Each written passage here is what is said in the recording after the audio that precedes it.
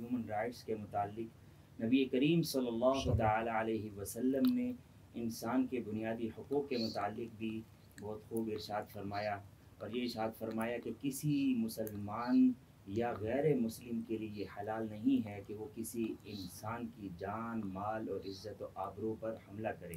اسلام میں اس کو حرام قرار دیا گیا۔ اسی متعلق ہم آج بات کریں گے۔ ہمارے ساتھ سائمہ نذیر صاحب موجود ہیں جو کہ ایجوکیشنسٹ بھی ہیں، ہیومن رائٹس ایکٹیوسٹ بھی ہیں۔ تو نبی کریم صلی اللہ تعالیٰ علیہ وسلم نے تو یہ ارشاد فرما دیا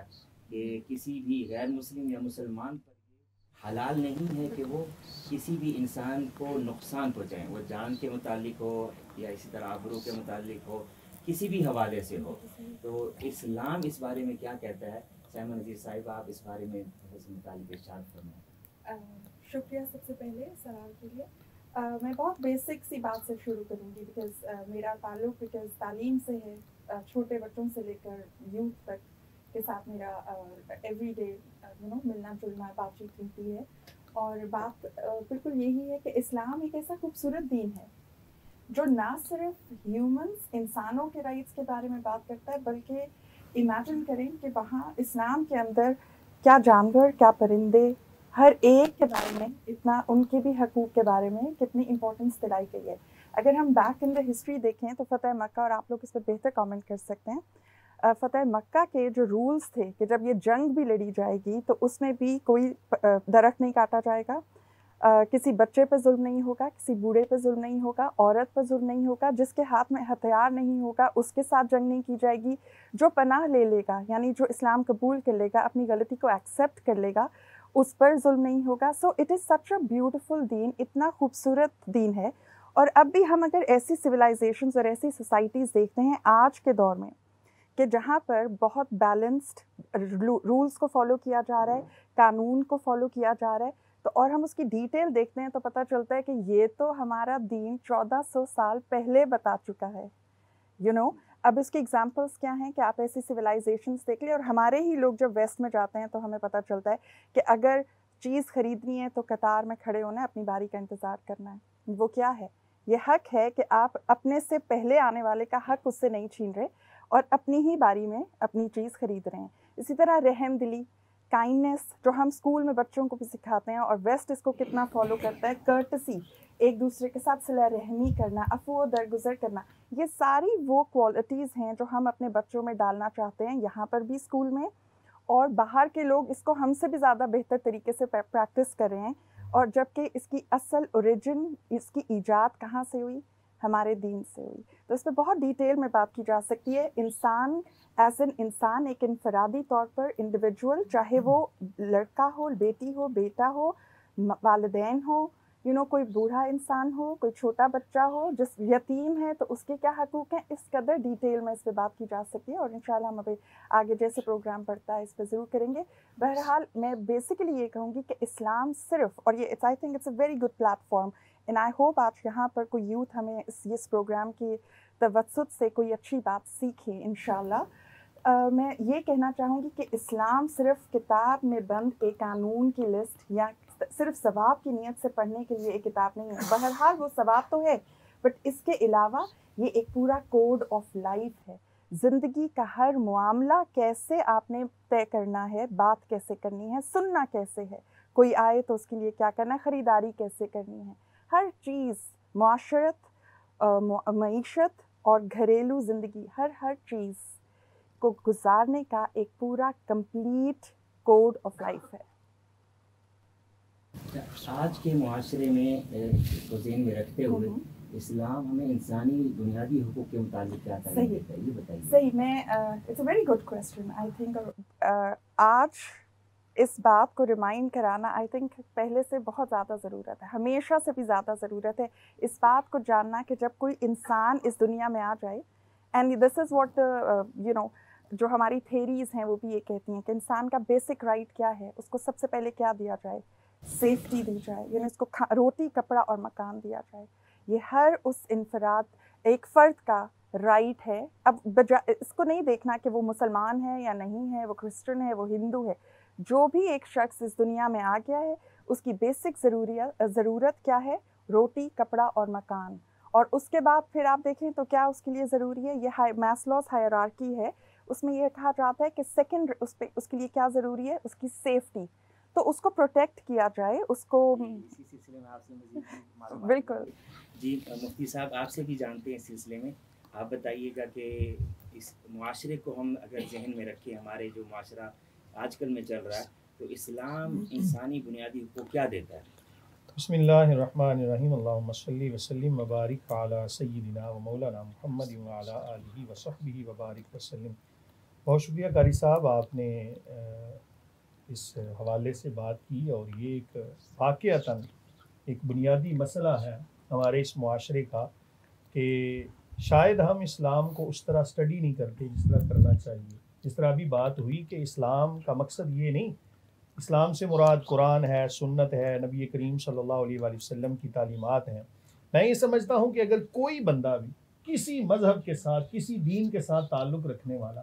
اگر وہ قرآن کا مطالعہ اس معنی میں کرتا ہے، اس سے ہدایت کا حصول لینے کے لیے، تو قرآن مجید، فرقان حمید اور تعلیمات نبوی صلی اللہ علیہ وآلہ وسلم نے بالکل واضح کر دیا کہ قرآن صرف مسلمانوں کے لیے نہیں آیا، بلکہ قرآن تو عالمین کے لیے ہے۔ جس طرح حضور نبی کریم صلی اللہ علیہ وآلہ وسلم کا وہ مبارک فرمان جس کا مفہوم ارسلت الی الناس کافہ، کہ میں تمام کی طرف اللہ کا رسول بن کے آیا ہوں، اور پھر کوئی بھی طبقہ اس سے جو ہے وہ مستثنا نہیں ہے۔ جو اسلام کو پڑھتا جائے گا وہ اسلام کی آغوش میں آتا جائے گا، اسلام کو پڑھتا جائے گا، دامن رحمت میں آتا جائے گا، اور رحم سمیٹتا جائے گا، اور رحمتیں سمیٹتا جائے گا۔ جہاں تک بات ہے کہ اسلامی تعلیمات کی، تو آپ دیکھیں قرآن مجید فرقان حمید کی وہ آیت مبارکہ، لیس البر ان تولوا وجوہکم قبل المشرق والمغرب ولکن البر من آمن باللہ والیوم الآخر والملائکۃ والکتاب والنبیین وآتى المال علی حبہ ذوی القربى،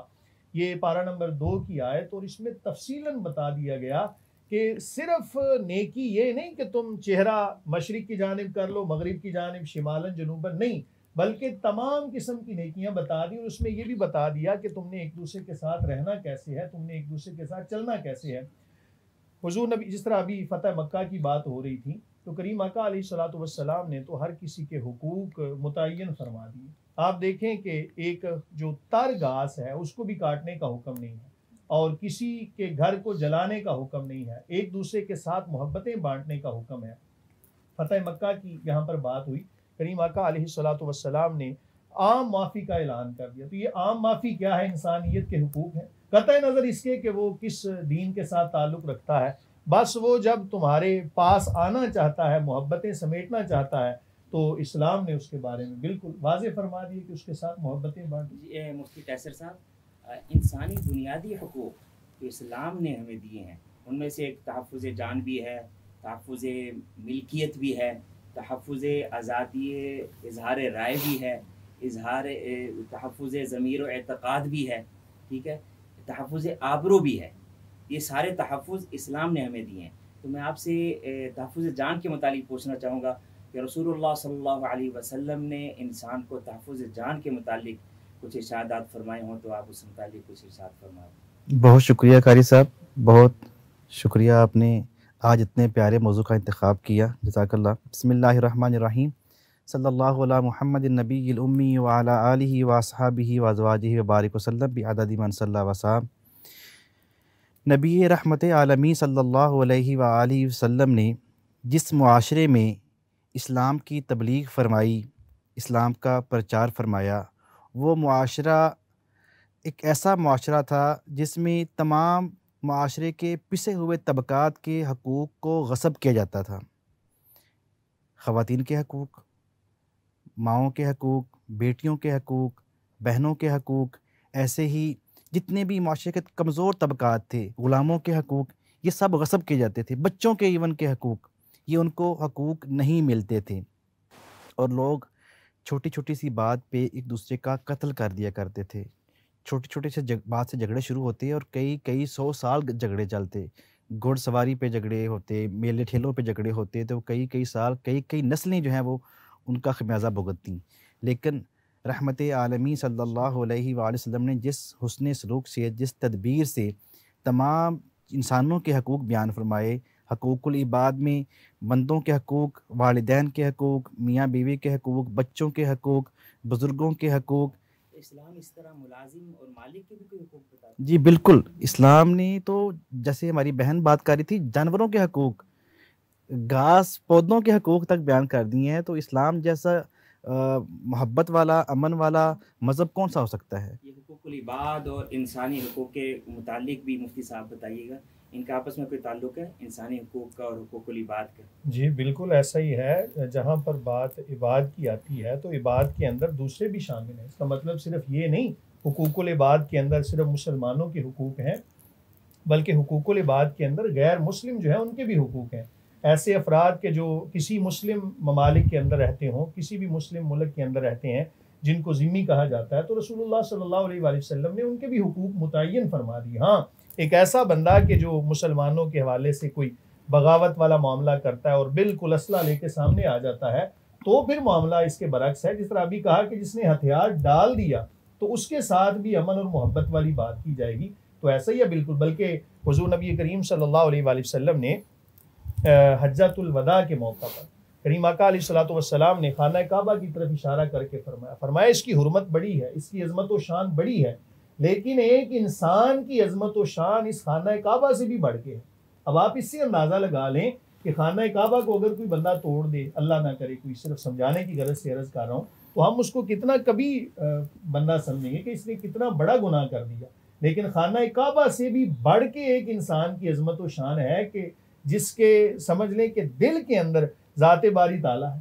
اللہ تعالیٰ کی ذات جس کے اندر ہے۔ وَنَحْنُ أَقْرَبُ إِلَيْهِ مِنْ حَبْلِ الْوَرِيدِ کا جو پیغام ہے وہ اس بات پہ دلالت کر رہا ہے کہ اللہ تعالیٰ کی ذات تمہاری شاہ رگ سے بھی زیادہ قریب ہے۔ تو ہر کسی کے حقوق کریم آقا علیہ الصلوۃ والسلام نے اسلام نے بیان فرما دی، اس میں تو کوئی دو رائے ہے ہی نہیں۔ صرف مسئلہ یہ ہے کہ جب دوسرے لوگ ہمارا کردار دیکھتے ہیں نا، ہمارا عمل دیکھتے ہیں، تو پھر وہ اسلام سے دور ہوتے ہیں۔ میرا مقصد بیان کرنے کا یہ ہے کہ آج اگر ہم اسلام کو صحیح معنوں میں پڑھنے کے بعد اس پر عمل پیرا ہو جائیں، تو کریم آقا علیہ الصلوۃ والسلام نے دیکھیں 23 سال کے عرصے کے اندر کریم آقا علیہ الصلوۃ والسلام نے اپنا مبارک کردار پیش کیا اور آپ نے لوگوں کو بتایا، فرمایا کہ بتاؤ میرے اندر کوئی عیب ہے یا نہیں۔ تو کوئی بندہ ایسا کوئی انگلی نہیں اٹھا سکا کہ نبی کریم صلی اللہ علیہ وآلہ وسلم تو کل کائنات کے لیے رحمت ہے، کل جہان کے لیے رحمت ہے۔